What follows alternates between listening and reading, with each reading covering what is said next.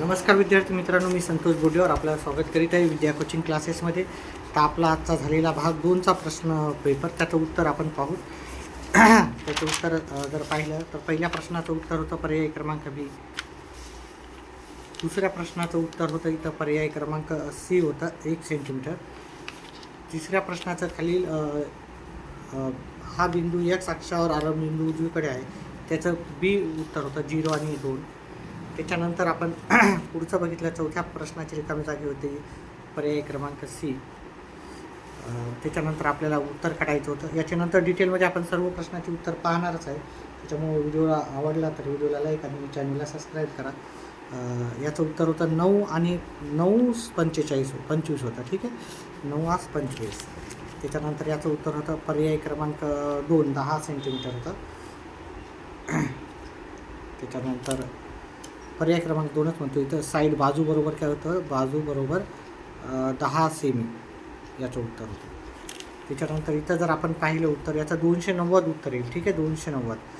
इथे याचं उत्तर 360मधून आपण 70 वजा केले तर 290 अंश याचं उत्तर आलं असतं. याचा रेषेचा छड 1 आहे. याच्या डिटेलमध्ये आपण उत्तर पाहणारच आहोत. त्याच्यामुळे व्हिडिओ आवडला तर व्हिडिओला लाईक करा, चॅनलला सबस्क्राईब करा आणि आपले व्हिडिओ येणारे पाहत चला. त्याच्यानंतर आपल्याला पुढच्या प्रश्नाचं उत्तर काढायचं होतं. तर ह्या प्रश्नाचं उत्तर आपल्याला मी आता फटाफट उत्तर सांगणार आहे. नंतर मी डिटेलमध्ये ह्या सर्वांची उत्तरं करून दाखवणारच आहे. इथे आपलं उत्तर आलं असतं PQ. इथं 3.6 आलं असतं. इथं 10 लिहायचे होते. इथं 3.6 लिहायचे होतं. इथं PQ लिहायचं होतं आणि उत्तर आपलं 6 आलं असतं. ठीक आहे. त्याच्यानंतर आपल्याला इथं सेक स्क्वेअर थिटा लिहायचं होतं. इथं आपल्याला 25/7चा वर्ग लिहायचा होता. इथं वर्ग आहे म्हणून वर्ग लिहायचा. इथे 1 लिहायचं होतं. उत्तर आलं असतं 24/7. ठीक आहे, याचा वर्गमूळ घ्यायचे होते. त्याच्यानंतर पुढचं आपल्याला इथे लिहायचे होते 7चा वर्ग, आपण 49 लिहायचा होता. इथं आपल्याला ह्या छायांकित भागाचं क्षेत्रफळ ABCD हा आपला चौरस आहे. तर चौकोन एरिया ऑफ चौकोन ABCD असं लिहायचं होतं. आणि इथं लिहायचं होतं त्रिकोण चे क्षेत्र DAXC लिहायचं होतं. याचं उत्तर आलं असतं तुमचं 10.5. इथे जर उत्तर पाहिलं असतं तर याचं उत्तर 22.4 आलं असतं. किती आलं असतं, 22.4. याच्या डिटेलमध्ये आपण उत्तरानंतर पाहणारच आहोत. त्याच्यानंतर इथे पुढचा प्रश्न आहे. इथे जे RSचं उत्तर आलं असतं 6 आणि STचं उत्तर आलं असतं 6 वर्गमुळात 3 उत्तर होतं.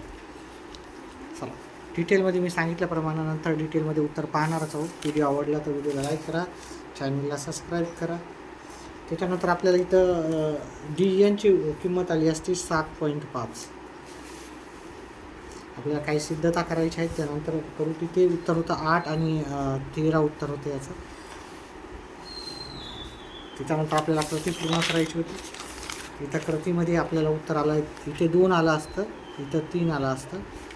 सो AX किती आहे, AX 3 आहे ॲक्च्युली आणि हे 2 आहे. तर इथे पहिल्या याच्यात 3 लिहायचं होतं, दुसऱ्या याच्यात इथं 2 लिहायचं होतं. इथं उत्तर आला 3 आणि 2 5 राहिलं असतं. हे बाकस होती आली असती, बाकस होती. इथं आपल्याला उत्तरामध्ये लिहायचं होतं 2 लिहायचे होते इथे. त्याच्यानंतर ह्या दोघांचा गुणाकार 5×9 आणि बरोबर AC × 2 करायचं होतं.